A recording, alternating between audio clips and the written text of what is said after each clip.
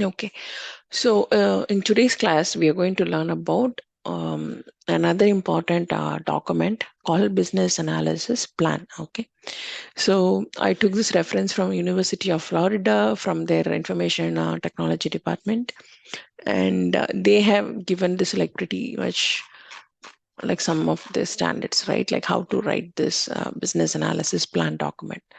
So first is this document is actually based upon PMI standards. So, like project management standards.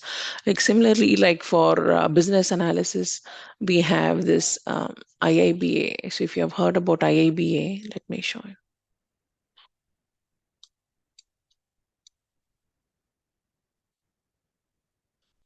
Okay, so in IIBA, so if you have done any kind of certification through IIBA, you would have known that Uh, IABA is nothing but International Institute of Business Analysis. This is a private organization and operating from Canada. So if you see, right, they are from Canada, from Ontario, Canada. Okay. So this is a private organization, but um, what they are doing is like they are having a they're providing certifications like for business analysis. So they have some standards, they have their own like syllabus called babok, and then they have like pretty much like three certifications. One is for entry level business analysis, one is for mid level, CCBA is for mid level, and CBAP is for like at expert level. Okay, I have completed the CBAP like 4 years back. So they have their own like book called Babok. So if you see here, right, this is the Babok book. You might have seen in and maybe in other videos, or with if you already have some knowledge about Babok, you would have known. So this is the book that is given by IIBA. So in this book, right, they have like pretty much standards for business analysis, like what are the knowledge a business analyst must have, right? So for example, they say that we need to have knowledge about planning and monitoring, like how to plan business analysis approach, how to engage stakeholders, how we should execute all this business analysis, and how as a business analyst we should like manage all the information that we gather, and how we have to improve our processes and everything. And like gathering requirements. So while gathering requirements, elicitation means gathering requirements. So how are we going to gather requirements, and what are the techniques that we can use, and how we are going to finalize on the requirements, and then how we are going to communicate with stakeholders on those requirements, and what's the requirement life cycle. So you trace requirements, you maintain, you prioritize, then you get approval and all. Okay, so these are some of the like IIBA standards. So they are like I told you, know, like for business analysis, this is like a private organization. They have their own standards, and they have their own syllabus and everything. Similarly, this business analysis plan, so mostly the keywords, if you see, right, stakeholder engagement, stakeholder register engagement, elicitation approach, verifying requirements, validating requirements. So mostly all this like keywords are actually exactly they have taken from IABA syllabus. Okay, so if you think like you don't have that business analysis like terminologies, like you know what BA is doing, but in the interview you don't know like, oh, I don't have those kind of like words that I have to exactly in my mouth to answer in a very professional way. Then you should be, this document will help you like how exactly you need to answer in the interview, right? If they ask you uh, like tell me how you do all this elucidation, tell me the techniques and all. Okay, let's go through this document so that you get a good idea on like how to develop this business analysis plan. So first is table of contents. First we are going to engage a stakeholder. So who is a stakeholder? A stakeholder is someone um, who's like involved in the project. Okay, so business owners and stakeholders are two different terminologies. Business owners is the one who will give you, who will provide you sign off and all that. So okay, like for example, let me,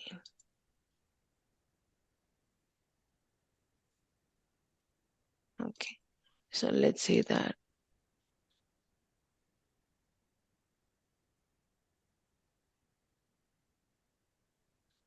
Okay, so let's say that you are a BA, okay, and you go to a project. Let's say that you are hired by Deloitte, okay. You have a very good package. They hired you as a senior BA, and then you go to a project.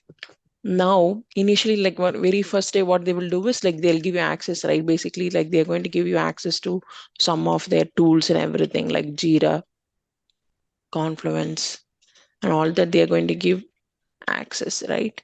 Then what the expectation from Deloitte team will be like, they want you to like go through existing documents. So you'll be doing that first document analysis if they have documents for their particular project. Okay, some kind they'll give you existing whatever they have, they will be giving you. You have to like review that, go through that, and then like you'll have some understanding of like what is this project about and all. But once they give you, like maybe a couple of days back, someone will give you KT. Okay, if you're lucky enough, you get KT. Otherwise, you don't get that. KT means knowledge transfer. Okay, so someone like senior BAs, um, if they want to give KT, they'll give you. Otherwise, you're on your own. Okay, usually. So you get access. Someone provides you get KT for like 3 to 4 days, and then like they want you to be ready, right? So what the first thing what the manager will tell you is like. Um, they will tell you that we have a new intake request, and then like for that new intake request, um, you have to like schedule calls and you have to do start the elicitation. So elicitation means requirement gathering. Okay, this is the terminology you'll be using in the interview. So the intake request will be using Jira tool. Okay, so they'll submit the intake request through Jira. So your manager will be like, "Hey, we got a new project. It's funded. So can you guys go? I mean, can you? I mean, you'll be the senior BA, right? Can you take in charge of that? And can you go and start your um, requirement gathering process?" So what you will do is, before even you schedule the call, you need to understand who are the stakeholders. Okay, who are the primary stakeholders, and who will I mean, how many teams, IT teams, like this particular project will have dependency, but like you won't have idea because you have not even started your first call, right? But at least the name of the stakeholders, that you have to get it from your project manager. Okay, so stakeholders names, you get the stakeholders names, you can do some document analysis, you have a very fair idea, very high level idea of the project. Now you need to write emails. So I always recommend people to write to before you schedule a call, please share all the documents with the stakeholders. Okay. Don't schedule a call, invite like 20 people in the call, and then like you ask them very like overwhelming questions and they have no idea, they are not prepared, and then it's going to be very confusing, right? So what you have to do is, when you send the invite, okay, so you're going to send in Microsoft Outlook.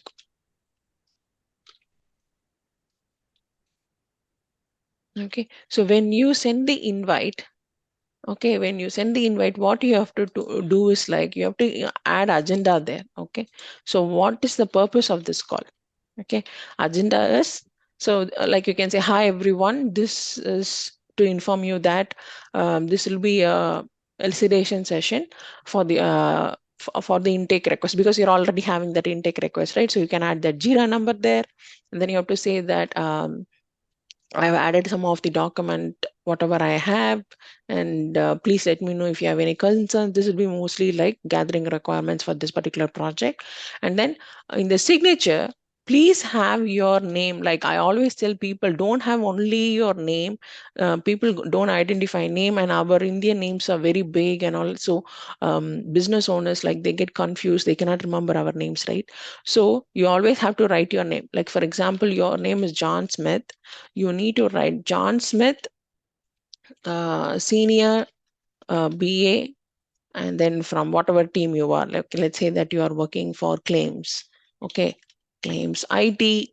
Then you have to like say that you are from Deloitte, okay, because they can have multiple contractors too. So wherever you are, and then you can give your address wherever you're working from home or something, hybrid model, whatever office, you give that address and your phone number and your email ID.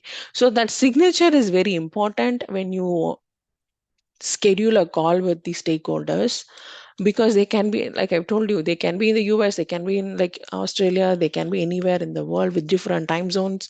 So when you send an email, by just looking at the agenda, they should have an idea, okay, I'm going to this call and that person is going to ask me questions. This is an elucidation session, so I need to prepare. Otherwise, he's going to ask multiple questions and I cannot answer. So from their end, they can do some kind of work, prep work, right?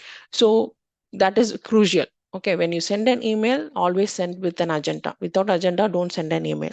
And the next thing is, every email that you send needs to have your signature. Okay, don't send like blankly just John Smith and then like nobody knows who what. Okay, so you are a senior BA from this claims IT team from Deloitte and your contact number and everything. So that, why am I telling is, they get thousands of emails and then like they want to be very clear who's this person sending that email, what is the agenda, why he's inviting me to the call, and then without preparation, please don't start any elucidation session. Okay, and then how you need to prepare, you need to prepare very well, okay, for that call. So you need to know what techniques I'm going to use. Okay, elucidation techniques. So elucidation techniques in the sense like, I am going to call 20 people and then I cannot brainstorm with them. Okay, there's a technique called brainstorming which I don't recommend at all. Okay, so because I'm calling 20 people and asking them to throw random ideas. That's not like I don't do that, because everybody is going to like say their opinions and it's not a very good um, call, right? I mean, it's not very productive. So what usually I do is I make a list of questions. Okay. So a list of questions, what I'm going to ask them. Like for example, some of the questions for this elucidation session is, tell me the current process. Okay, that's one question. Very first question is, tell me the current process and tell me what is the business goal for this project, business need. Okay, and then you have to tell like what is the expected go live date. That you have to ask the first day itself. Okay, so expected go live date, whether this is a state mandate. Okay, this is a state mandate, or whether we are having any kind of compliance issue if we don't go live on that particular date. And then you're going to ask like some of these questions, very basic questions, very, very high level from a business perspective. You're going to ask these questions. Tell me about your current process. So they're going to tell that like 15-20 minutes, they will tell that. Okay, tell me, why do you want to this upgradation, like why, what is the business goal? Okay, why we are doing this, and then what's the business need for this, and then you have to say whether funding also, to confirm on the funding, whether you have enough funding. And then what is the expected go live date? And is this a state mandate or any compliance issue project is there? Because if it's a state mandate, like I've told you in the US, we have 50 states. If you are in one of these healthcare projects or in banking also, let's say like for example, you are working for some Bank of America, and then for like particular Florida state, now the state has mandate that Bank of America customers, everyone should get electronic notification for all the something they are doing, right? Like for example, customers can they log into a Bank of America portal, they can see all the statements and everything. But if they're doing any kind of activity, everything needs to come to their email like addresses. If they have new statements, if they're having a new monthly credit card statement, then a alert notification has to come to their emails. So currently they don't have that. It's only through paper, and in future, like state mandate. So state is saying that we cannot be using paper. We want everything to be online. So we need, please send electronic notification to all the members who is opting in. Opting in means whoever wants that email notification. So it can be anything. It can be the member preference, can be like phone call, then we leave a voicemail, or it can be a text message. We text them. If it's email, we send a notification. We don't send the statement through email, but we will say that, can you please log into the secured member portal, and then you should be able to see your new statement, something like that. If that is a state mandate, and they're telling that that has to go live maybe like by 1/1/2025. Okay, I'm just giving an example. If they say that, and then you're getting the request today. Today is August 21st. Okay, so and then you have September, October, November, and December, and we know in November, from November 15th, it's mostly like holidays. You have Thanksgiving, you have Christmas, and then you have all this winter holidays, and then so we like resources will not be available, right? So if you take the exact working days, it could be something around like 60 to 60 days or something.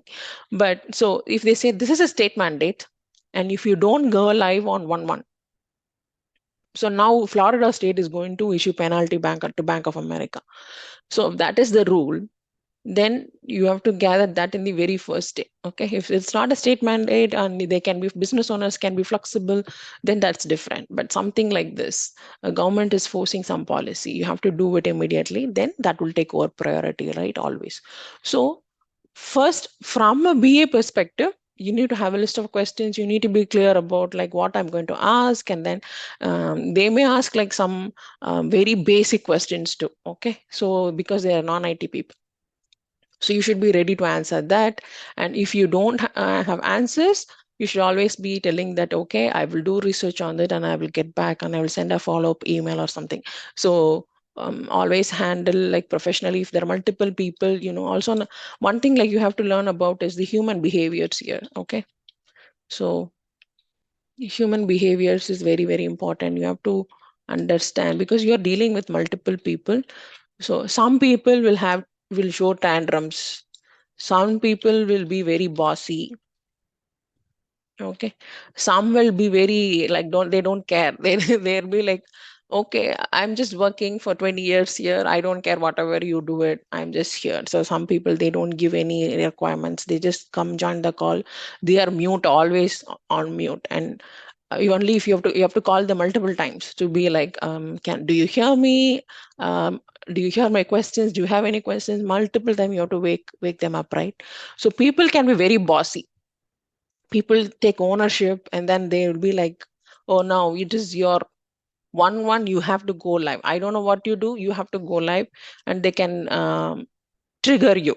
Okay, and then they can show all kind of tantrums and everything, and they can escalate. They can be like, oh, this person doesn't know anything and I'm going to escalate. So these are some of the human behavior patterns that you're going to see. But from your perspective, like I've already told you, if 20 people are screaming at you in the call, and what is your reaction? Your reaction is going to be, you're going to be very polite, you're going to be very silent, you're going to be like act like a professional, and you're going to be like, understand you guys are having tantrums, but this is not I have to like, we have a scrum team and I have to discuss with my scrum team and then I will get back.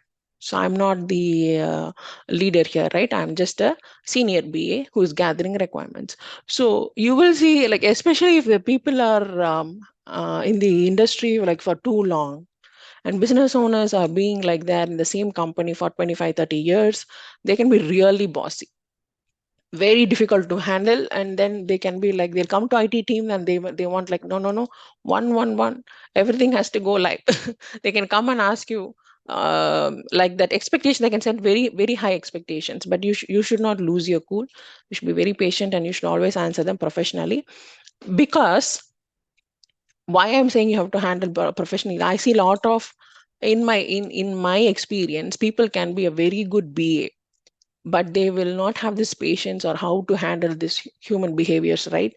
So they'll be very good in gathering requirements, documentation, and all this Tableau, Power BI. They'll be very good technically, but these like they don't know how to handle this. Like even like colleagues also, they don't know how to handle developers, they don't know how to handle managers, they don't know how to handle all these business owners. Then they get into trouble.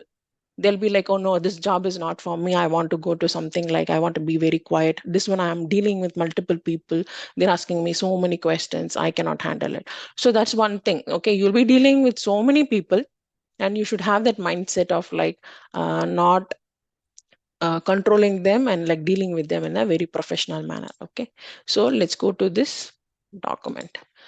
So first is stakeholder engagement. Like I've already told you, how are we going to like engage these stakeholders? So first is like before even you plan any business analysis, what's the process?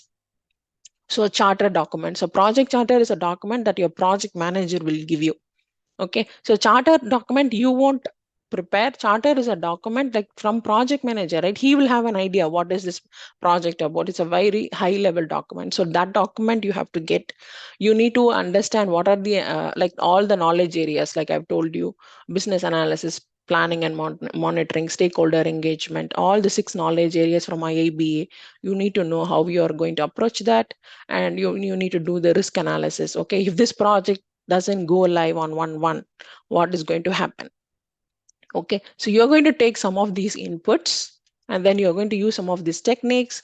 Elicitation techniques is like brainstorming, interview, surveys, workshop, document analysis, and then SWOT analysis, and then like some of these techniques. There are 50 different elicitation techniques.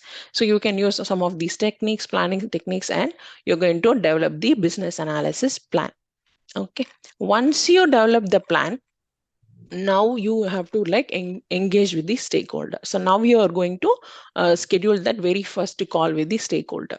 So what you're going to do is like you're going to have some of these tools. So for example, what is stakeholder maps? These are some of the techniques, right? So elicitation techniques I have told you, like interview, survey, workshops. Those are elicitation techniques. And persona, I will tell you what is persona. RCI we saw yesterday. What is like responsible, accountable, consulted, and informed model. And retrospective and lesson learned is like for a similar project like this earlier, like what has happened.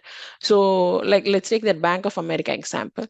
Have Deloitte done some similar to something like electronic notification with Bank of Montreal, whether they have done same thing with JP Morgan, whether they have done same thing with Wells Fargo. So if you have done something like that and you have some lessons learned document, now you have to tell that in the very first call with the stakeholders, so that they understand, okay, Deloitte has done something like this in the past, and we know what lessons we have learned, and we like you to go through the document and then see. Okay, so that's how you have to like engage the stakeholders. And engaging the stakeholders is going to be not like a one time thing. So that like you're going to engage these stakeholders from day one until we go live, and after during the warranty period also. Usually warranty period is like 30 days after we go live. Okay, so if we start some project today is August 21st, and on 1/1 we go live, and then 30 days after that, okay, we are going to support this stakeholders. So throughout the process, we need to communicate with them, we need to engage them. It's a constant back and forth process, and you can use different communication methods, right?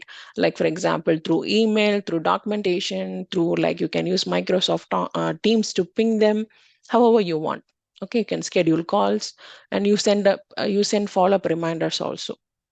So one more thing what I'm you guys should know is, right, sending follow-up emails.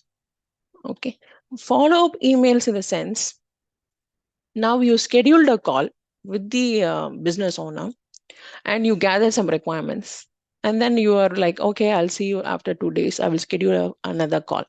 Now immediately after this call, after this 1 hour call, you take all, you should have all the notes. Right now you have all the notes, you have a plan, you got a very high level idea what's going on for this project.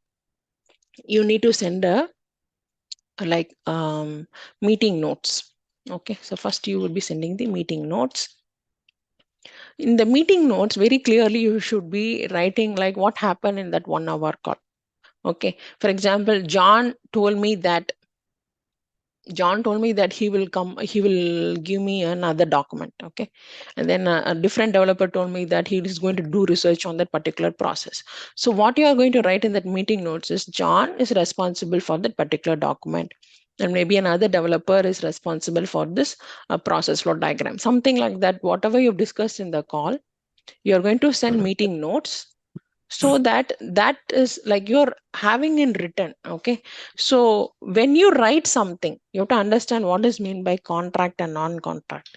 Always proof for whatever that you have done is through emails and written or documents. Okay, so in real world also, if you see, if you say verbally to some person that, okay, I'm giving you 10,000 rupees, and you have given 10,000 rupees, and you have no proof that you have given 10,000 rupees, and if you go to court, okay, they're going to ask proof. Okay, okay, just by saying that I gave 10,000 rupees, probably your case is going to fail. But if you have a contract that I am Pradeepa, I am giving 10,000 rupees to this John, and if you have written, you will win the case, because now you have something written down. And always writing down in paper or through email or through document is called proof.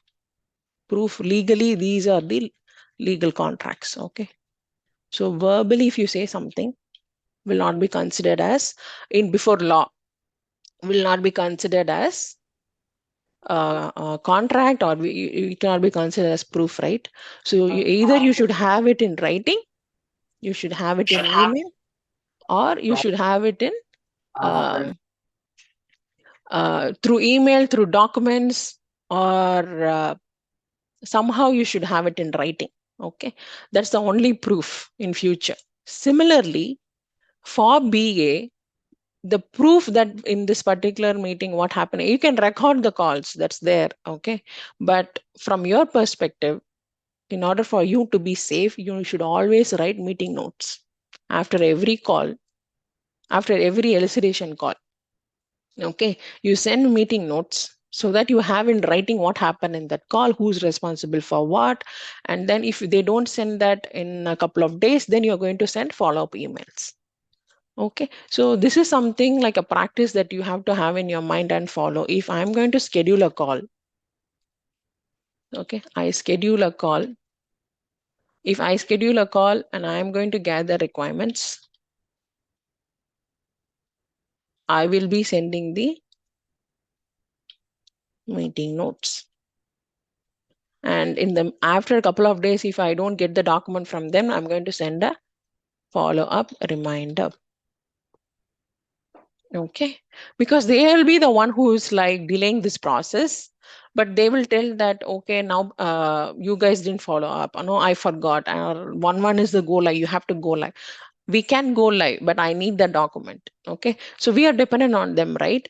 So you have to make sure that you have like this constant proof of what's happening in that project, because in future, if something happens, you have like, now you have proof that from your side you have scheduled calls, you have gathered requirements, now you have document, you have sent meeting notes, you have sent follow-up reminders multiple time, and you didn't get any reply. Okay, so now you can show this to your project manager, and your project manager can like talk for you with the leadership team. Okay, this is when escalation happens, your notes and then follow-up reminders will help you. Okay, so for you need to understand that when we engage stakeholders, it's not only like scheduling calls and gathering requirements and doing some kind of documentation.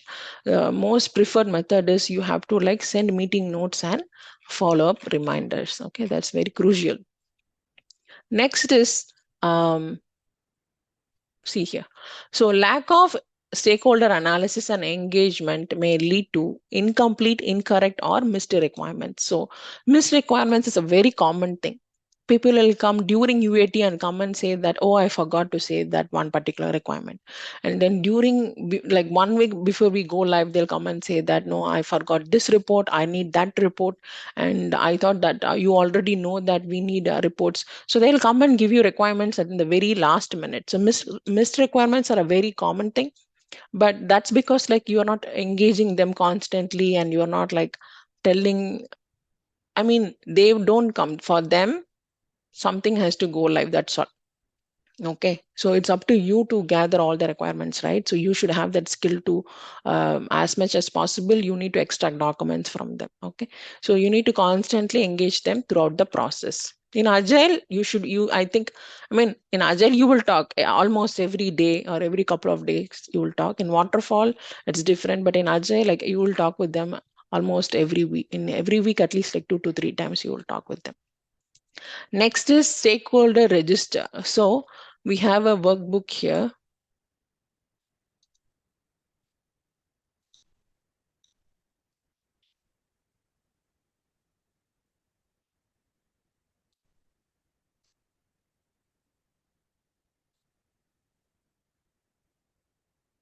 Okay.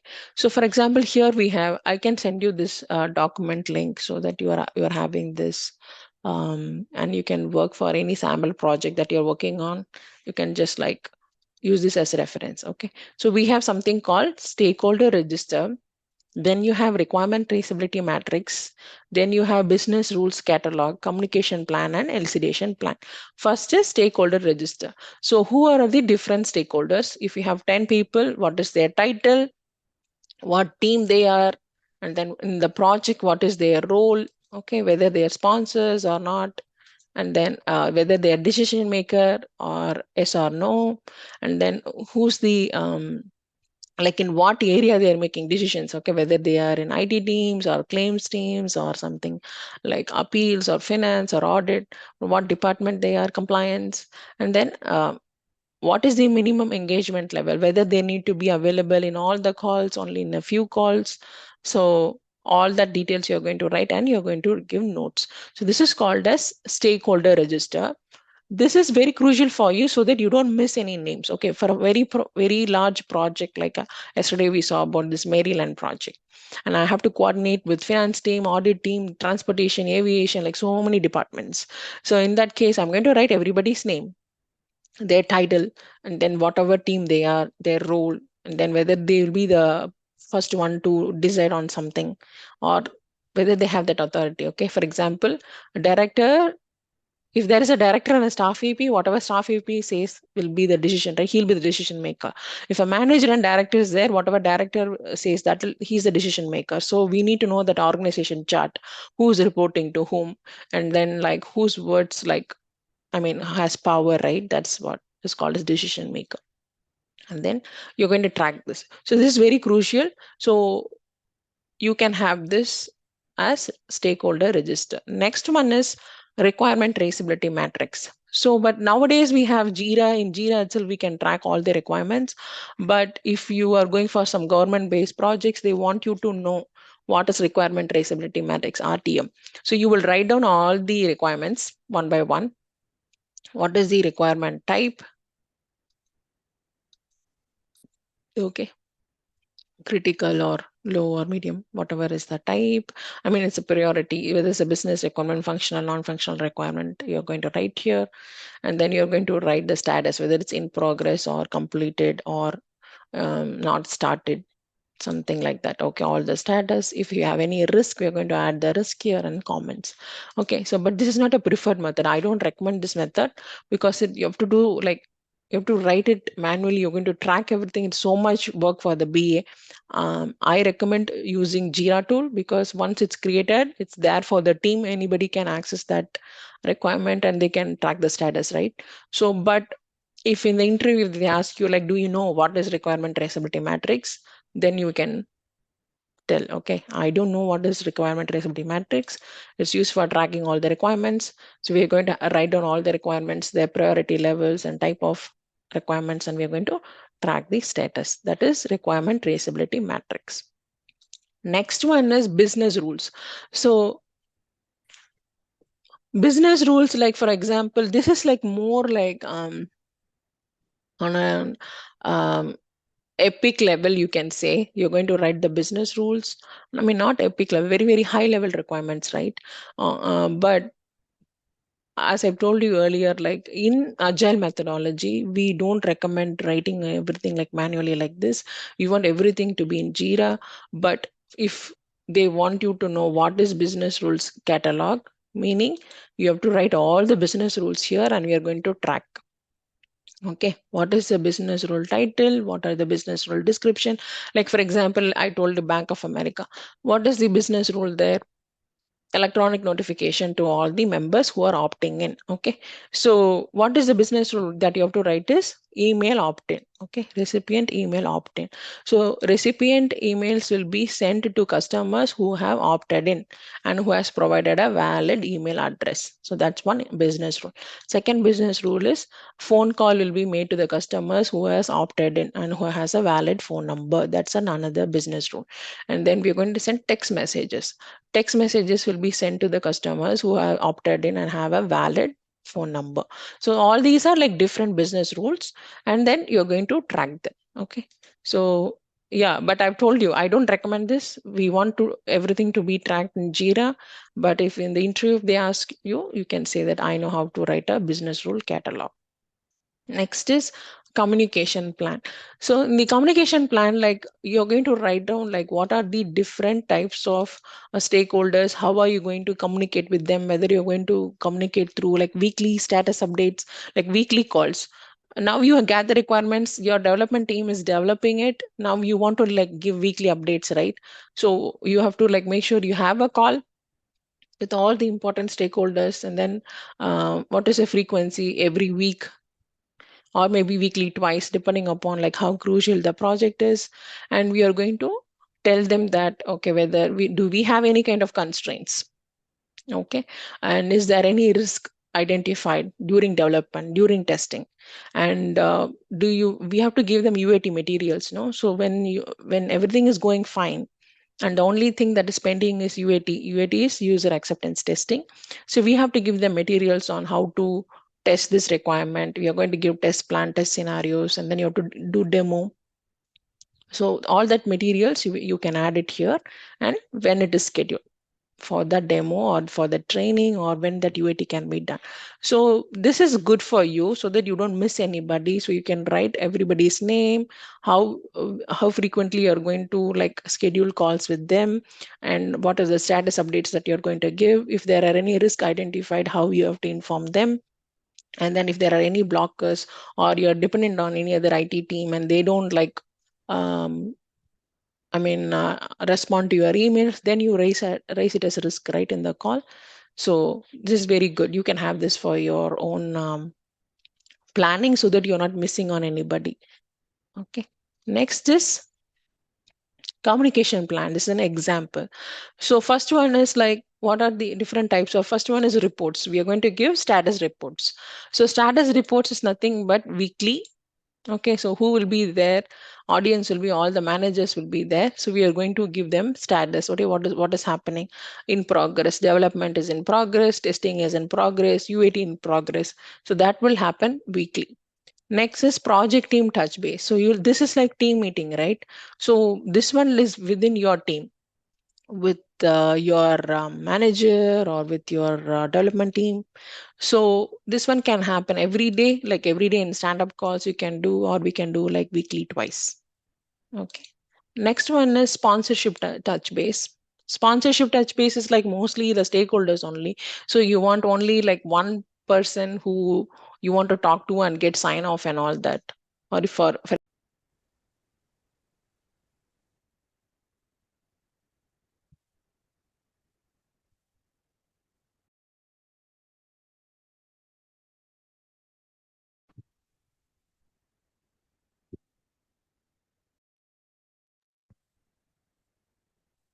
sorry about that. The call got disconnected due to time limit. So sponsorship touch base is like someone who you have to like who is having like important power about like funding issues or resource issues, or you have any performance blockers. This is high level like on whoever is going to sponsor, right? So they'll be one of the stakeholders. They are not something different. So whoever is going to give you requirements, right? Someone above than that will be a sponsor. Okay. Next one is approval. So how we are going to get approval, like who's going to give approval, and whether you're going to get approval. It's not in person. Nowadays, nobody is doing in person. Mostly it will be through email or um, in the call. Okay. So even in the call, if they say approved, okay, you're scheduling a call, they're reviewing your documents and they're saying that Pradeepa, yeah, this is fine, Pradeepa, this is approved. Do not take that as approval. I already told you. Always everything has to be in writing. So what you have to say is, um, yeah, I understand you are okay with this process. Can you send an email? Okay, then they'll be like, no, I just told you now. Why do you want an email? Then you should be like, yeah, I understand, but this is the process that we follow. I want that email approval for documentation during deployment. Can you send me an email? Okay. Um, Next one is like business analysis and project management review. So this is like basically when you create a plan and then you create a like business analysis plan and then project management plan. This is like usually with you and the project manager, and that will be like maybe once in a week, or it's going to be like only one time. Okay.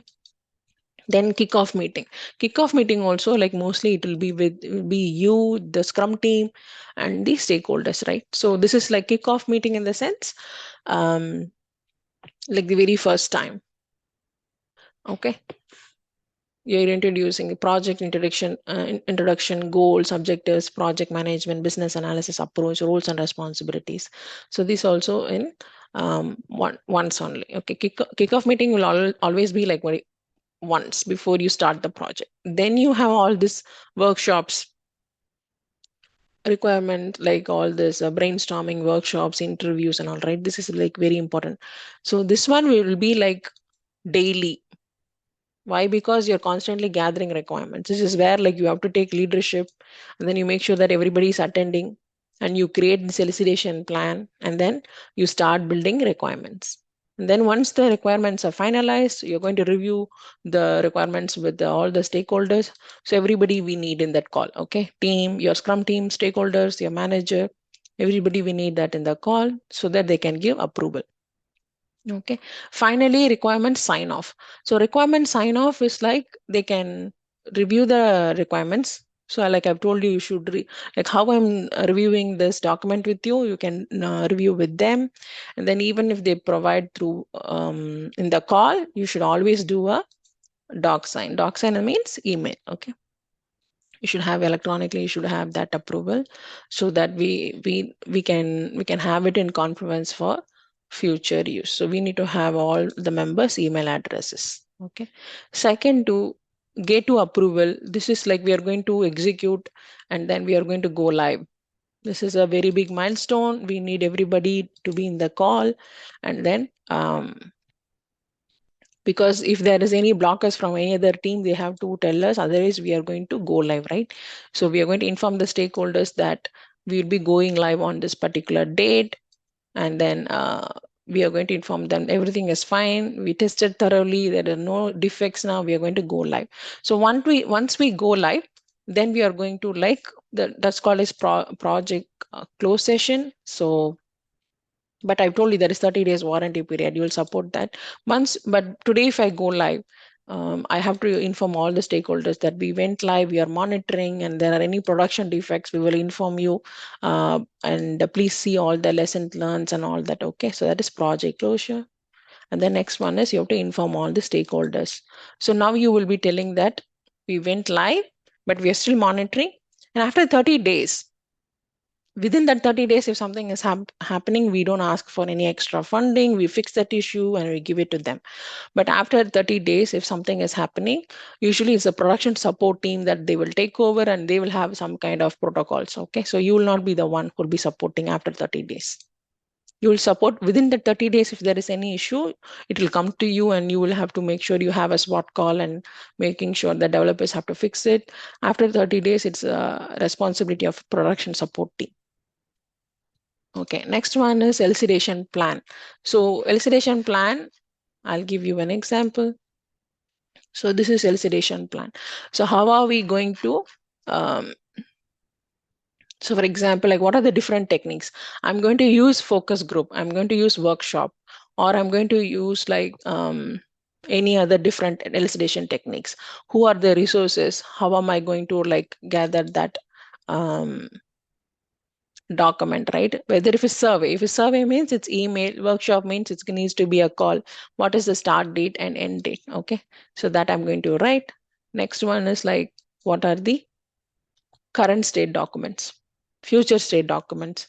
So that is called as documentation or analysis. So I need to like draw both these diagrams, and then once I have all the documents, I'm going to write in the BRD. So I'm going to create BRD, FRD, all these documents, and then I'm going to send those business requirements for review.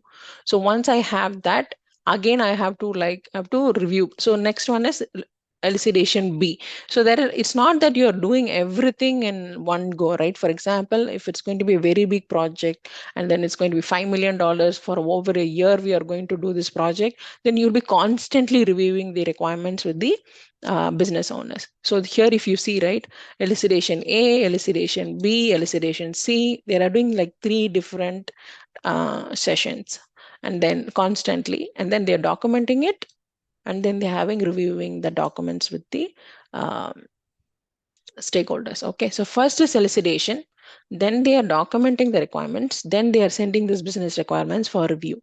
Again, if you see, there is another elucidation call, again they are documenting, again they are sending that requirements for review. Like this, they are doing 3 times.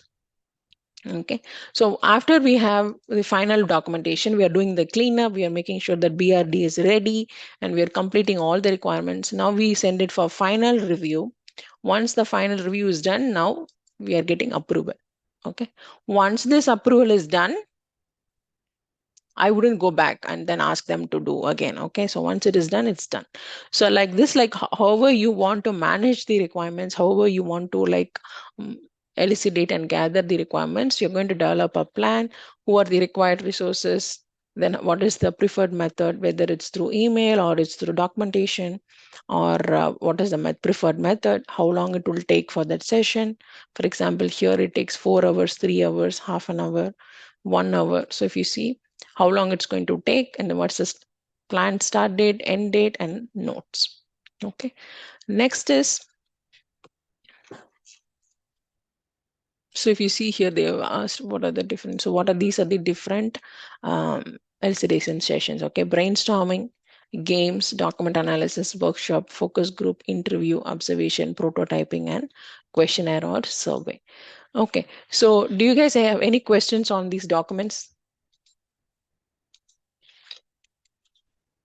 If you guys are very new to business analysis, these documents are very crucial.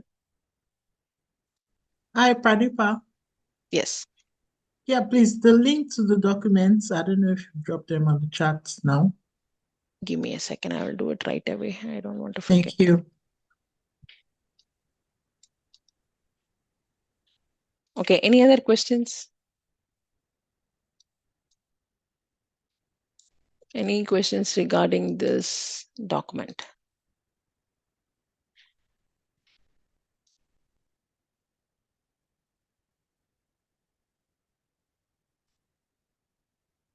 So you explained about RTM. It's like same like a backlog. Like we had to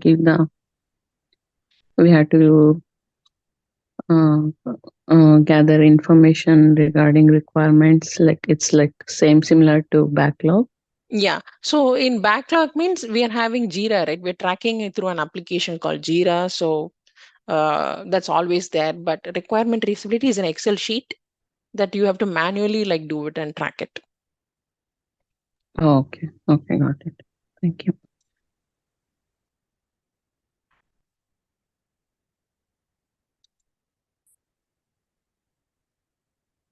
So Christabel, in that document, whatever I've added in the chat, right?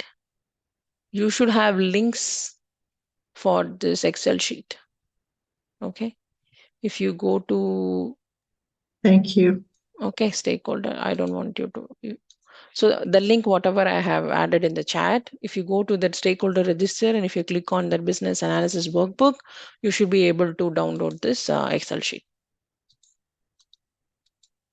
Okay. Thank you. Thank you, Okay. Pradipa. Okay. So, okay, if nobody has doubts, I'm going to go with this document again. So now we understand, like from a BA perspective, what are the different documents that you need to have, and you need to make sure that, yeah, so what are the techniques? Yeah, these are the important techniques I want to go through. There are some of the techniques here. So interviews. What is interview? Interview means you have a set of questions. Okay, I prefer this method because it's like no nonsense method, right? So you have set of questions, you call the stakeholder and you give them questions, and you like get the response from them in a very free flowing manner. It's not like you are like asking them like in a very pressurized situation, right? Like you have to make sure like they answer them in a very free flowing manner. Don't pressurize them, and then be friendly with them. Ask about the weather. So there are two things that you need to ask about the business owners always. How are you? How is the weather? Okay, don't talk anything about politics. Don't talk anything personal. Don't talk about their something like their looks and all that. Okay, how is your hair? Did you do a new haircut? No, don't talk about all that. Okay, you are not supposed to talk about their looks, anything about politics, anything about their personal things. Oh, did you get divorced? No, you're not supposed to talk all that. Okay, what you can talk with the business owner is, how are you? How was your day? And then, how is the weather? Just stop with these three questions. Yeah, I think today it's raining here. I'm in Georgia. The weather is very nice. I hope in Florida. Oh, in Florida it's very sunny. That's it. Don't talk more than that. Okay. And then you have to immediately start with the interview. Like, okay, let's start the interview. I have a set of questions for this project, and then I'm going to start the interview. So this is the preferred method, because you know what you're going to ask, and they also will be prepared, and they're going to give you very straight answers. Okay. The next one is workshops. Workshops and focus groups are two different things. So in focus group, you will be having like participants are like pre-qualified participants, something like subject matter experts, and then they know what they're doing, and then they're going to give their opinions and clarity on specific topics. So this is focus groups. Focus means you will be the one who is leading it, and you know you will take one topic, and the participants are pre-qualified participants. Okay, they are subject matter experts. This is different from workshops. Workshops means like you can have anybody, they are not SMEs. Okay, you can have a number of stakeholders, and then you are going to have something like you're going to identify some of the requirements, and you're going to ask them in a very interactive manner. Okay, so this is workshops are different from focus groups. Focus groups means we have very pre-qualified participants there, like SMEs there. So we are going to ask very technical questions to them. Okay, and you're going to provide feedback. Brainstorming, like I've told you, this is a group technique to generate multiple ideas. I usually don't recommend this, but if you are in a very like if you are working for, let's say that Microsoft, you're working for some product based company, you're working for Facebook or Tesla, something like that, there we need brainstorming, because you'll be in like in a creative world. Okay, so because you are, those are product based, right? So they don't have like a definite timeline. You work for Microsoft, you work for Apple, you work for Facebook, you work for Twitter, or you work for YouTube. They are very creative people, right? So for there, we need new ideas. We need everybody's opinions. From that might be multiple ideas, like one idea is something like very productive. That is different from working for a service-based company. In product-based companies, yes, this brainstorming will work. In service-based, you already have the project with you, and you're going there and you want to make sure you gather requirements. So this is not a preferred method for service based companies. Okay, next is questionnaires and surveys. Questionnaire in the sense like you have like a list of questions, like yes or no questions. Surveys is like you have very closed or open ended questions. Yes or no is closed. Open-ended means they can give their responses. So you can use surveys and questionnaires. The only time I recommend the surveys and questionnaires is like when you have conflict with the stakeholders. Stakeholders is not opening their mouth. They're very rigid. They're not providing requirements. I don't know what to do. If that is a question in the interview, then you have to say that I'm going to send them questionnaires and surveys. That person is not joining the call, is not replying to my email, and even if they're joining the call, they don't have any interest to give me requirements, because if something new comes, they may lose their job. Okay, so they have been working there for 20-25 years, and something, if a software product suddenly comes in, they may lose their job, so they're afraid to give you requirements. But he is the primary stakeholder, so he has to give you requirements, right? So in those scenarios, if you have a conflict with the scenarios and you have um, negative stakeholders, you have conflict with the stakeholders, then in that case you have to use this questionnaires and surveys. Give exact yes or no questions. Either he has to answer yes or no. Okay, so do you want the customer to opt in through phone? Yes or no? Do you want the customer to opt in through email? Yes or no? Do you want the customer to opt in through text, yes or no? He needs to answer yes or no. So in that way, right, you get the responses and you document it, and it's already there. If something escalation happens, you can show these surveys and questionnaires, and you can say that this person answered yes or no, whatever it is. So only that time I recommend this questionnaires and surveys. And this is one of the important thing that you have to answer in the interview also. How do you deal negative stakeholders? How do you deal stakeholders who don't give you requirements? Then don't say that I will escalate it to my manager. Okay, the people say that, oh, I escalate it to my manager.